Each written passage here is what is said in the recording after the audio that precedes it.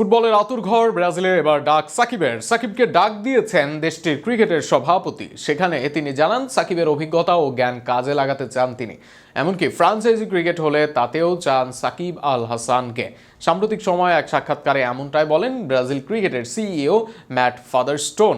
সাকিবকে ঘিরে ফাদারস্টোনের উক্তিকে নিয়ে বিস্তারিত থাকছে প্রতিবেদনে।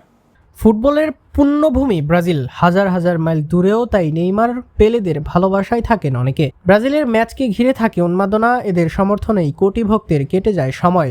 তবে ফুটবলে যতটা উন্নত দলটি, ক্রিকেটে যেন ততটাই তলানির এক দল।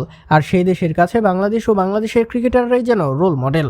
ব্রাজিল মানুষ ক্রিকেটটাকে এখনও সেভাবে ফলো করে না, এটাই বাস্তবতা। তবে যারা ফলো করেন বা এর সাথে কাজ করেন তারা চেনেন এর রথী মহারথীদের। তাদের কাছেই সাকিব আল হাসান এক বড় নাম। বলা যায় ক্রিকেটে নেইমার মেসিদের সমমানের একজন বাংলার ক্রিকেটের নবাব। আর সে কারণেই সাকিবকে পেতে চান তারা। তেমন একজনই ম্যাট ফাদারস্টোন।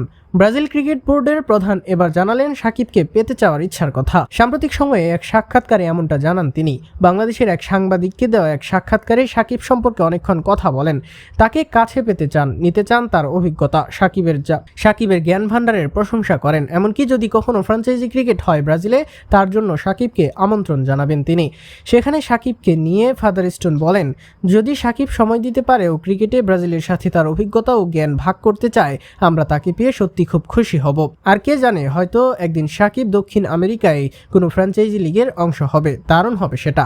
আমরা সত্যি সাকিবকে পেতে চাই। সে আসতে চাইলে তার আমন্ত্রণ রইল। তার অভিজ্ঞতা ও জ্ঞানের ভান্ডার আমাদের অনেক কাজে লাগবে। কোনো ফ্র্যাঞ্চাইজি লিগ নেই, কিন্তু কে জানে ভবিষ্যতে হয়তো ব্রাজিলে একটা ফ্র্যাঞ্চাইজি লিগ হবে। নিজের দেশের ক্রিকেট নিয়েও কথা বলেন ফাদারস্টোন। বর্তমানে ঘরোয়া পর্যায়ে বয়স ভিত্তিক ও নারী দলেও ছড়িয়ে গিয়েছে ব্রাজিল ক্রিকেট। আর সেখানে ফ্র্যাঞ্চাইজি ক্রিকেটের আশাও করেন তিনি।